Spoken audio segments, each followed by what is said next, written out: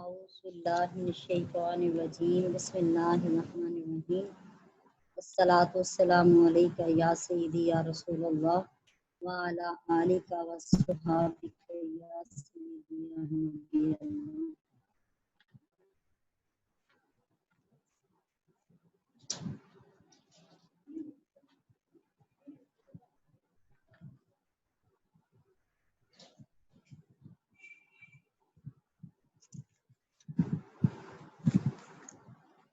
اعوذ باللہ من الشیطان الرجیم بسم اللہ الرحمن الرحیم. یہ آج ہم آیت نمبر 47 پڑھ رہے ہیں. اور یا بنی اسرائیل اذکروا نعمتی التی انعمت علیکم وانی فضلتکم علی العالمین. یا بنی، اے اولاد اسرائیل کس کا لقب ہے جی؟ یعقوب علیہ السلام کا لقب ہے، اور اسرائیل کا معنی ہے اللہ کا بندہ. اذکروا نعمتی التی، یاد کرو میری نعمت کو، اللہ تی جو انعمت میں نے عطا کی، میں نے نعمت کی، میں نے بخشی، علیکم تم پر، وانی اور بے شک میں، فضلتکم میں نے تمہیں فضیلت دی، علی العالمی زمانے والوں پر. یہ وہی آیہ کریمہ دوبارہ رپیٹ کی گئی ہے. ہم پہلے بھی پڑھائے ہیں، پچھلے رکوع میں بھی اس کے حوالے سے یہ اس لیے دوبارہ تذکرہ کیا گیا ہے تاکہ بنی اسرائیل جو ہیں ان کو اللہ تعالیٰ نعمتیں یاد کروائے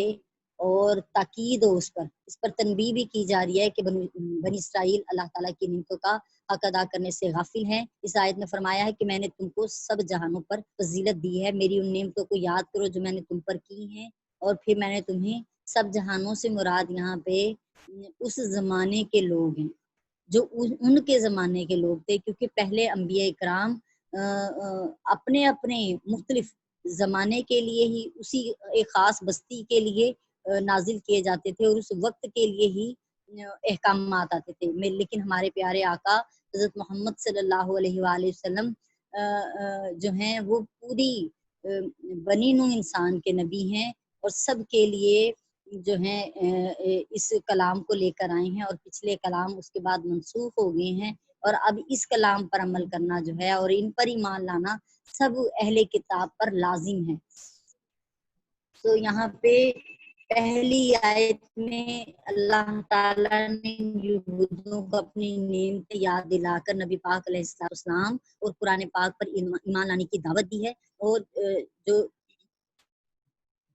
دوسری آیت کا حصہ ہے اس کے حوالے سے بسم اللہ الرحمن الرحیم. واتقوا یوما لا تجزی نفس عن نفس شیئا ولا يقبل منها شفاعۃ ولا یؤخذ منها عدل ولا هم ينصرون. اور اتقوا ڈرو یومن اس دن سے لا تجزی نہیں بدلہ دیا جائے گا، نہ بدلہ ہوگا، نفس کوئی جان، ان نفس کسی جان کا، یعنی کوئی جان کسی جان کا بدلہ نہیں دے سکے گی، ولا یقبل اور نہ ہی قبول کی جائے گی، منہا شفاعۃ کسی شخص کی سفارش قبول کی جائے گی، ولا اور نہ ہی یؤخذ لیا جائے گا، منہا عدل کوئی معاوضہ لیا جائے گا، ولا هم ينصرون اور نہ ہی ان کی مدد کی جائے گی. یہاں پہ دوسری آیت میں اللہ تعالیٰ نے ان کو عذاب آخرت سے ڈرایا ہے، اس دن سے ڈرایا ہے. کون سا دن ہے جی؟ یہ واتقوا یومن لا تجزی نفس عن نفس سے مراد یہ ہے کہ یہ قیامت کا دن ہے، جس دن کے بارے میں بتایا جا رہا ہے کہ دنیا میں جب انسان پر کوئی مشکل آتی ہے، کسی کا کوئی بندہ پکڑا جاتا ہے اور وہ قید کر دیا جاتا ہے، اور کوئی مجرم پکڑ کے قید کر لیا جاتا ہے، تو انسان یہی 4 ذرائع ہیں جن کو استعمال کرتا ہے اور اس بندے کو آزاد کرنے کی کوشش کرتے ہیں. یہ سزا سے بچنے کی 4 صورتیں کون کون سی ہیں؟ اللہ پاک کہہ رہے ہیں قیامت والے دن تم اللہ کے عذاب سے کسی ذرا بھی نہیں بچ سکو گے، اور یہ 4 صورتیں جو تم دنیا میں استعمال کرتے رہے ہو وہ دنیا کے لیے تو تم نے کر لی، لیکن آخرت میں تمہاری ایک بھی نہیں چلنی۔ پہلی صورت کیا ہے جس میں، پہلی صورت یہ ہے کہ کوئی شخص یہ کہے کہ مجرم کے بدلے میں مجھے اس کی سزا دے دی جائے، یعنی جو مجرم ہے، میرا بھائی ہے، میرا عزیز ہے، جو بھی ہے، اس کو چھوڑ دیں، اس کے گناہ کا بوجھ میں اپنے کندھوں پہ اٹھاتا ہوں، اس کی جگہ پہ مجھے سزا دے دیں۔ دوسری صورت اس کی کیا ہے؟ دوسری صورت ہے کہ اگر کوئی شخص مجرم ہے تو اس کی سفارش جو ہے نا، اپروچ ہے اس کے پاس، کوئی بڑا وزیر جو ہے اس کے ساتھ اس کے الیک سلیک یا لہٰذا وزیر کی اپروچ ڈال کے تو وہ اس کو چھڑانے میں کامیاب ہو جاتے ہیں دنیا میں۔ اور تیسری صورت یہ ہے کہ کوئی شخص لیکن اللہ پاک یہاں پہ فرما رہے ہیں، پہلا وہی بات کہ کوئی جان کسی دوسری جان کا بدلہ نہیں ہو سکے گی، یعنی یہ نہیں کہا جا سکے گا کہ مجھے اس کی جگہ پہ سزا دے دے، کیونکہ ہر ایک کو اپنی اپنی پڑی ہوگی، نفسا نفسی کا عالم ہوگا۔ دوسرا یہاں پہ کہا جا رہا ہے ان سے سفارش بھی قبول نہیں کی جائے گی، یعنی دنیا میں اپروچ کے ذریعے تم بہت کچھ کرواتے ہو، داخلے کرتے ہو، ہر طرح کا معاملہ کر لیتے ہو، لیکن یہاں پہ ایسا نہیں ہوگا۔ وَلَا يُؤْخَذُ مِنْهَا عَدْلٌ، اور نہ ہی کوئی معاوضہ لیا جائے گا، یعنی اگر تیسری صورت یہی بنتی ہے کہ کوئی شخص مجرم کی طرف سے تاوان یا فدیہ ادا کر دے اور چھڑوا لے اپنا مجرم جو ہے، لیکن قیامت والے دن کوئی معاوضہ قبول نہیں کیا جائے گا اور جو مجرم ہوگا وہ چھڑایا نہیں جا سکے گا۔ اور چوتھی صورت یہ ہے کہ کوئی شخص دباؤ اور زور ڈال کر مجرم کی مدد کرے، اس کو عذاب سے چھڑا لے، یعنی ایک دم سے آ کر حملہ کیا اور جو ہے مارا مروایا ہے اور اپنے بندے کو نکال کے لے گئے ہیں، چھڑوا کے لے گئے ہیں۔ اس طرح کی صورت جو ہے اللہ پاک کہتے ہیں قیامت والے دن ایسا بھی نہیں ہو سکے گا، کسی کے اندر کوئی ایسی جرت ہی نہیں ہوگی کہ وہ آئیں اور آ کر اپنے بندے کو چھڑوا کے لے جائیں، اس کے جو حمایتی ہوں گے ان میں سے کوئی بھی نہیں، بلکہ اس ٹائم پہ کوئی کسی کا حمایتی ہوگا ہی نہیں سوائے الا المتقین۔ قرآن پاک کی آیت کریمہ ہے جس میں اس چیز کا تذکرہ کیا گیا ہے، مفہوم بیان کروں گی اس آیت کا، کہ جس میں کہا گیا کہ قیامت والے دن ہر ایک کو نفسا نفسی کا عالم ہوگا، ہر ایک کو اپنی اپنی پڑی ہوگی، اور دوستیاں جو ہیں وہ دشمنیوں میں بدل جائیں گی، یہاں تک کہ ماں باپ اولاد سے جان چھڑا رہے ہوں گے، اولاد اپنے ماں باپ سے، بہن بھائی ایک دوسرے سے، دوست احباب ایک دوسرے سے جان چھڑانے کی کوشش کریں گے، اور ہر ایک کو بس اپنی اپنی پڑی ہوگی۔ تو اس موقع پہ اس آیت کے اینڈ پہ الا المتقین کا لفظ استعمال کیا گیا کہ سوائے متقیوں کے اوپر جو ہے یہ کیفیت طاری نہیں ہوگی، بلکہ اس دن متقیوں کے جو ہے نا کام آئیں گے، متقی ایمان والوں کے کام آئیں گے، اور اس کے علاوہ جو ہے جنہوں نے اپنی بڑی ہستیوں کے ساتھ یعنی انعام یافتہ لوگوں کے ساتھ سچے تعلق بنائے ہیں، نبیوں کے ساتھ، اپنے نبی کے ساتھ سچا تعلق بنایا ہے، ان کی پیروی کی ہے، ان سے سچی محبت کی ہے، ان کی آل سے سچی محبت کی ہے، تو وہ انشاءاللہ تعالیٰ وہ دوستیاں جو ہیں وہ آخرت میں ضرور کام آئیں گی۔ اس دن ان پر وہ کیفیت نہیں طاری ہوگی جو دوسرے کافروں پر، مشرکوں پر، منافقوں پر حالت طاری ہوگی، ان کے لیے ایسا معاملہ نہیں ہوگا۔ جی یہ شفاعت کا معاملہ یعنی کہتے کس کو ہیں جی شفاعت، کیونکہ اس میں شفاعت کی بات کی جا رہی ہے، سفارش کرنا یا پھر جو ہے نا یعنی اللہ سے چھڑانے کے حوالے سے یہ بات ہے۔ شفاعت کہتے ہیں گنہگار کے لیے بخشش مانگنا یا مغفرت طلب کرنا۔ تو بظاہر یہاں پہ یہی بتایا جا رہا ہے کہ مجرموں کی شفاعت جائز نہیں ہے، لیکن بہت سی احادیث ایسی ہیں جن سے یہ ثابت ہے۔ اول تو قرآن پاک کی آیات بھی ایسی ہیں جس میں انبیاء کرام نے مغفرت طلب کی ہے، اس کے علاوہ جو ہے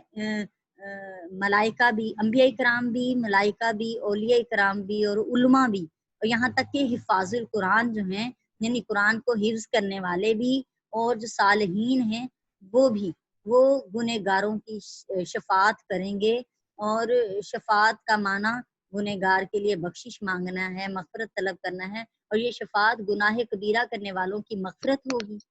یعنی ان کی معافی ہو جائے گی، اور جن کی اور عذاب ہلکا ہو جائے گا، اور صالحین کے لیے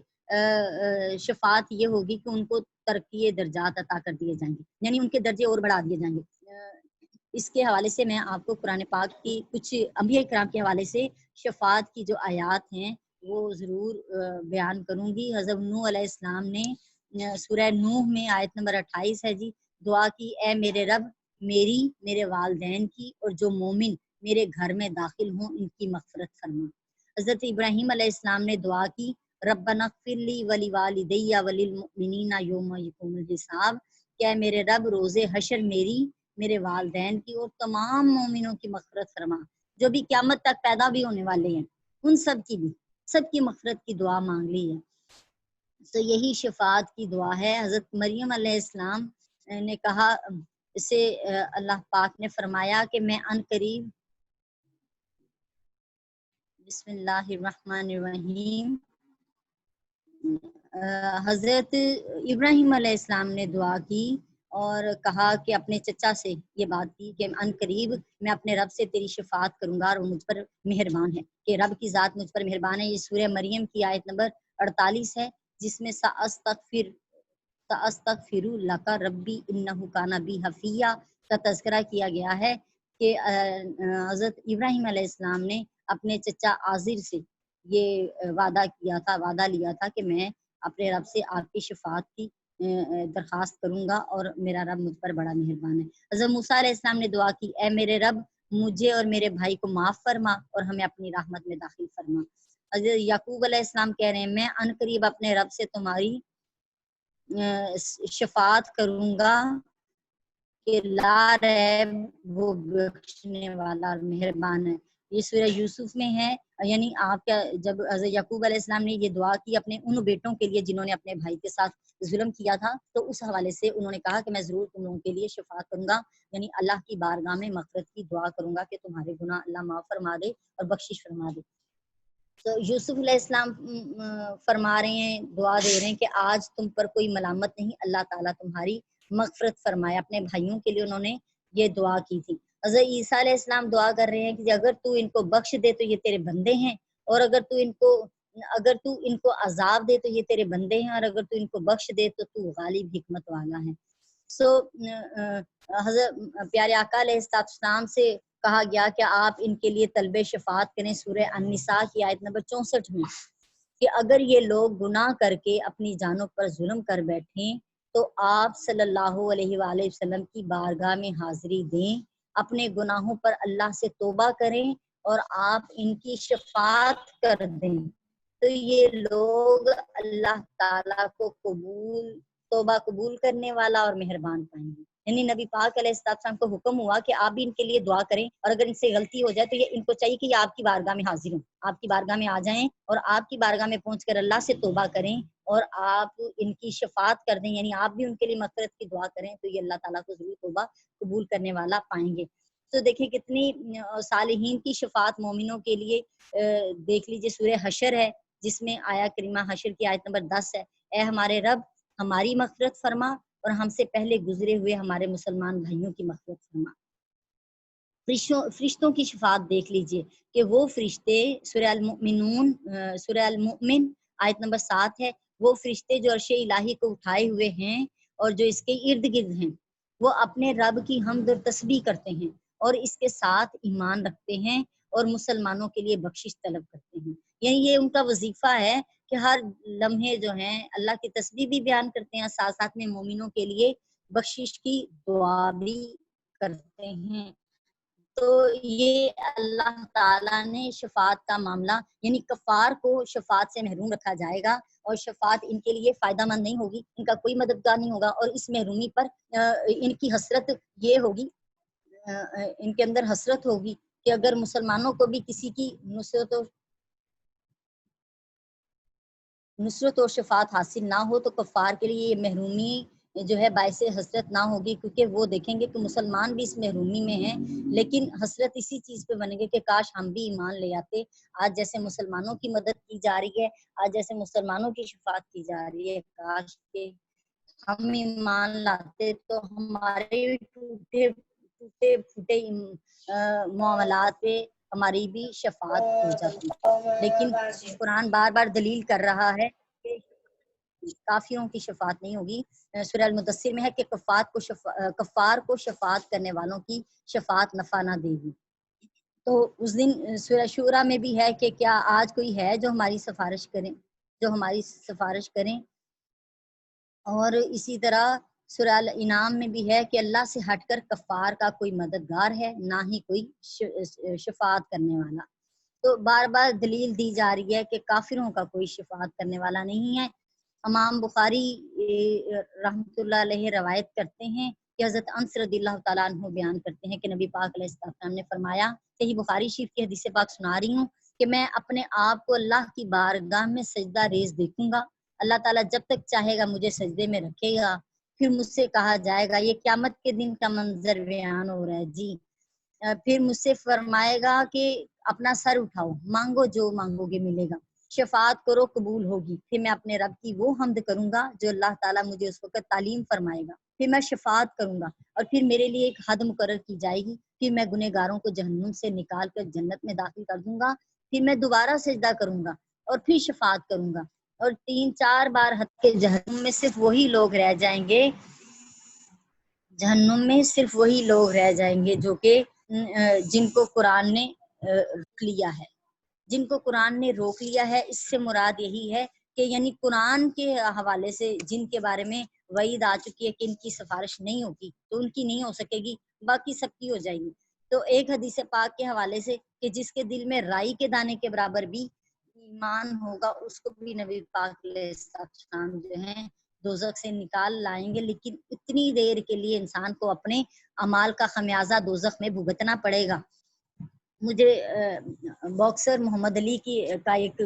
قول یاد آ گیا، اس کا ایک عمل یاد آ گیا کہ جب ایمان لے آنے کے بعد اس کو اس معاملے کا پتہ چلا عمل کے حوالے سے اور یوم آخرت کے حوالے سے، تو جو ہی وہ غلط کام کرتا تھا تو اپنے ہاتھ کو آگ سے جلانے کی کوشش کرتا تھا، یعنی ایک دیا سلائی جلا کر وہ جو ہے اپنا ہاتھ اس کے اوپر رکھتا اور دیکھتا کہ مجھ سے برداشت نہیں ہو رہا، پھر اپنے آپ سے کہتا کہ اگر تو ایک آگ کا شعلہ نہیں برداشت کر سکتا تو کیا تو دوزخ کی آگ برداشت کر سکتا ہے؟ سو اگر نہیں کر سکتا تو اپنے آپ کو ان برائیوں سے بچا لے، ان گناہوں سے بچا لے۔ سو ہمارے لیے اس میں نبی پاک علیہ السلام فرماتے ہیں کہ مجھے کہ ہر نبی کی ایک دعا ضرور قبول ہوتی ہے، اور ہر ایک نے اس دعا کو دنیا میں خرچ کر لیا ہے، اور میں نے اس دعا کو قیامت کے دن اپنی امت کی شفاعت کے لیے بچا کر رکھا ہے، اور یہ انشاءاللہ میری امت کے ہر اس فرد کو حاصل ہوگی جو شرک سے پاک رہے گا۔ مزید بات کلیئر ہو گئی ہے۔ حضرت ابن عباس رضی اللہ تعالیٰ عنہما بیان کرتے ہیں کہ نبی پاک علیہ السلام نے فرمایا، میری امت میں سے جس شخص کے 2 بچے کم سن بچے وفات پا جائیں گے، وہ اس شخص کو یعنی وہ دونوں بچے اللہ کی بارگاہ میں جھگڑا کریں گے کہ ہمارے ماں باپ کو جنت میں لے کے جائیں۔ تو حضرت عائشہ صدیقہ رضی اللہ تعالیٰ عنہا نے عرض کیا کہ آپ کی امت میں سے جس شخص کا ایک بچہ جائے، آپ نے فرمایا اے صاحب خیرات، اس کو وہ ایک بچہ بھی جو ہے نا جنت میں لے جانے کے لیے کافی ہوگا۔ پھر آپ نے پوچھا جس کا کوئی بچہ بھی نہ جائے، جو چھوٹی عمر میں وفات نہ پایا ہو، آپ نے فرمایا جس کا کوئی نہیں ہوگا اس کا میں ہوں، کیونکہ میری امت کو میری جدائی سے بڑھ کر کسی کی جدائی سے تکلیف نہیں پہنچی۔ سو نبی پاک علیہ السلام کی محبت اور نبی پاک علیہ السلام کا موجود ہونا ہمارے لیے بڑا برکت کا باعث ہے، اور اس دن بھی ہمیں یہ محبت جو ہے وہ نبھائے گی انشاءاللہ تعالی، کہ ہمارے ٹوٹے پھوٹے گناہ جو ہیں وہ ان کی شفاعت ہوگی، مغفرت ہوگی، اور سرکار دو عالم علیہ السلام نے خود فرمایا کہ میری جو شفاعت ہے گناہ کبیرہ کرنے والوں کے لیے ہے۔ امام مسلم روایت کرتے ہیں کہ نبی پاک علیہ السلام نے فرمایا، جب تم مؤذن سے اذان سنو تو وہ کلمات دہراؤ جو اذان کے کلمات ہیں، پھر مجھ پر درود پاک پڑھو، کیونکہ جو مجھ پر ایک صلات بھیجتا ہے اللہ تعالیٰ اس پر 10 صلات نازل فرماتا ہے، پھر میرے لیے وسیلے کی دعا کرو، اللہم رب ھذہ الدعوۃ التامہ والصلاۃ القائمہ آت محمدا الوسیلۃ والفضیلۃ والدرجۃ الرفیعہ وابعثہ مقاما محمودا الذی وعدتہ ورزقنا شفاعتہ یوم القیامہ انک لا تخلف المیعاد، کیونکہ وہ جنت میں ایک مرتبہ ہے جو اللہ تعالیٰ کے بندوں میں سے صرف ایک بندے کو ملے گا، اور مجھے امید ہے کہ وہ بندہ میں ہی ہوں۔ جس شخص نے میرے لیے وسیلے کی دعا کی اس پر میری شفاعت واجب ہوگی۔ سو دیکھیں نماز اذان کا جواب دینا اور اس کے بعد نبی پاک علیہ السلام پر شفا وسیلے کی دعا مانگنا جو ہے کتنی خیر و برکت کا باعث ہے ہمارے لیے۔ نبی پاک علیہ السلام کی ایک اور حدیث پاک ہے، امام دارالقطنی روایت کرتے ہیں کہ رسول کریم علیہ السلام نے فرمایا کہ جس شخص نے میری قبر کی زیارت کی اس کے حق میں میری شفاعت واجب ہوگی۔ سبحان اللہ و بحمدہ سبحان اللہ العظیم۔ سو سفارش کے سارے معاملات آپ پر کلیئر کر دیے ہم نے، اور مختلف جو ہیں بس یہ ہے کہ ہم نے اپنے آپ کو کوشش کرنی ہے گناہوں سے بچانے کی، لیکن یہ ہے کہ ڈرتے رہیں، جو بھی عمل کریں اور اللہ کی بارگاہ میں اس پر غرور اور اکڑ نہ کریں، تکبر نہ کریں، بلکہ عاجز رہیں اپنے مالک کی بارگاہ میں، اور اپنے آپ کو مالک کے ساتھ سچا تعلق بنائیں۔ وَإِذْ نَجَّيْنَاكُمْ مِنْ آلِ فِرْعَوْنَ، اور جب ہم نے اب یہاں سے اللہ تعالیٰ جو ہے حضرت موسیٰ علیہ السلام کی جو قوم ہے بنی اسرائیل ان پر ہونے والے انعامات کا تذکرہ کر رہے ہیں۔ یہ آیت نمبر 49 سے لے کر آیت نمبر 60 تک انہی کا بیان چلنا ہے، جس میں بنی اسرائیل پر کی گئی 10 نعمتوں کا تذکرہ کیا گیا ہے۔ اس میں سے اب ہم شروع کرنے لگے ہیں۔ وَإِذْ نَجَّيْنَاكُمْ، اور جب ہم نے نجات دی تمہیں، من آل فرعون، آل فرعون سے، آل فرعون یسومونکم، وہ تمہیں پہنچاتے تھے، سوء العذابی، برا عذاب یعنی سخت تکلیف دہ عذاب پہنچاتے تھے، یذبحون ابناءکم، وہ ذبح کرتے تھے تمہارے بیٹوں کو۔ یعنی یہ سخت عذاب کیا تھا کہ صرف بیٹوں کو چن چن کے، جہاں پتہ چلتا تھا کہ بچہ پیدا ہوا ہے، بیٹا پیدا ہوا ہے، اس کو پکڑ کے اسی ٹائم پہ ذبح کر دیا جاتا تھا۔ وَيَسْتَحْيُونَ نِسَاءَکم، اور وہ زندہ رکھتے تھے تمہاری بیٹیوں کو، عورتوں کو۔ وفی ذالکم بلاء من ربکم، اور اس میں بہت بڑی آزمائش تھی تمہارے رب کی طرف سے۔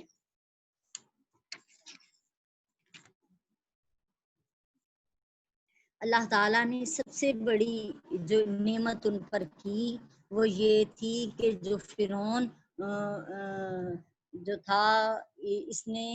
اس قوم کو، بنی اسرائیل کی قوم کو اغوا کیا، اور وہاں سے یعنی جنگ ہوئی اور وہاں سے ان کو قیدی بنا کر اپنے ملک مصر میں لے آیا، اور وہاں پر بغار پر ان سے کام کرواتا، لیتا، اور ان کو غلام بنایا، اور ان کو مار دھاڑ کرتا، اور ان کے اوپر ظلم و ستم کی انتہا کر دی۔ اور کہتے ہیں فرعون نے خواب دیکھا کہ بیت المقدس سے ایک آگ نمودار ہوئی ہے اور مصر کے مکانوں کو لپیٹ لی ہے اس نے، اور قبطیوں کو جلا ڈالا ہے۔ قبطی ہیں جی وہ باشندے جو مصر میں پہلے رہنے والے تھے فرعون کو کے زمانے میں ہی، فرعون کے پاس ہی جو ان کے باشندے تھے ان کا نام قبطی تھا، اور جو وہاں سے اغوا کر کے، وہاں سے قیدی کر کے لے کے آئے تھے، غلام قوم بنا کر لائے تھے، اس غلام قوم کا نام جو ہے وہ بنی اسرائیل تھا۔ اور انہوں نے جو خواب میں دیکھا کہ قبطیوں کو جلا ڈالا ہے، لیکن بنی اسرائیل جو ہے اس کو کچھ نقصان نہیں پہنچا۔ اس نے جادوگروں سے اور کاہنوں سے اس کی تعبیر معلوم کرنا چاہی، تو پھر ان میں سے کسی نے یہ بتایا کہ جی یہ بنی اسرائیل کی اولاد میں سے ایک شخص بچہ پیدا ہوگا جو آ کے تمہارا تخت جو ہے الٹ دے گا، اور تمہاری یہ حکومت ختم ہو جائے گی، اور تمہاری جو ہے نا اختتام کا باعث ہوگا۔ اس پر جو ہے اس نے یہ حکم دیا کہ بنی اسرائیل کے جتنے بیٹے پیدا ہوں ان کو مارتے چلے جاؤ، اور جو ہے نا جو عورتیں ہیں ان کو زندہ رکھو۔ اور یہ بہت تکلیف دہ امر تھا کہ جس میں پھر کچھ عرصے کے بعد جو ہے کہا گیا کہ جو بنی اسرائیل ہیں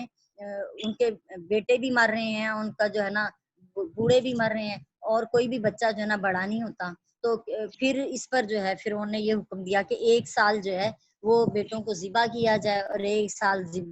ذبح نہ کیا جائے۔ تو کہتے ہیں جب ہارون علیہ السلام پیدا ہوئے ان کے بھائی، تو تب وہ سال تھا جب ذبح نہیں کرتے تھے، لیکن جس سال ذبح کرنا شروع کیا اس سال میں حضرت موسیٰ علیہ السلام کی پیدائش ہوئی۔ فرعون کے بارے میں تھوڑا سا جان لیتے ہیں۔ فرعون کا لقب جی، فرعون جو ہے مصر کے بادشاہ کا لقب ہے۔ فرعون کس کا نام ہے جی؟ فرعون ہے لقب کا نام ہے، اصل میں فرعون کا اصل نام جو تھا وہ ولید بن مصعب تھا۔ ولید بن مصعب، میم صاد عین بے، ولید بن مصعب بن الریان، یہ اس کا نام تھا جی، جو کہ امام ابن جریر طبری نے بیان کیا. جو جس فرعون کا تذکرہ یہاں پہ کیا جا رہا ہے اس کا آنٹی نام بتایا فرعون جا کا رہا ہے نام جی ذرا پلیز عمرو دوبارہ بن بتانا. مصعب بن الریان. اور جس طرح مختلف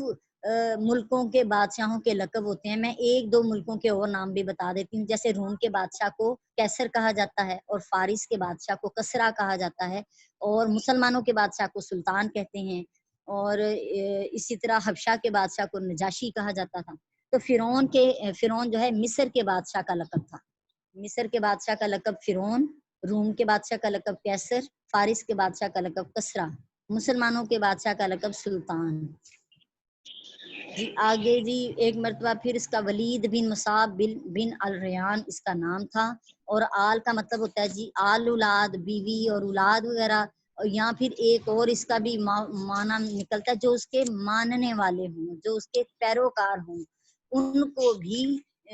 آل اولاد میں شامل کیا گیا ہے. جیسے کہ نوح علیہ السلام کا بیٹا دریا میں غرق ہوا تو آپ نے اللہ کی بارگاہ میں دعا کی کہ اللہ پاک میرے بیٹے کو کیوں غرق کر دیا؟ آپ نے تو میرے سے وعدہ کیا تھا میں تیرے گھر والوں کو بچا لوں گا. تو آپ نے فرمایا تیرا بیٹا تیرے گھر والوں میں شامل نہیں تھا، کیونکہ تیرے اہل میں سے نہیں تھا، کیونکہ وہ تیرا پیروکار نہیں تھا، تیرا اطاعت گزار نہیں تھا. اس لیے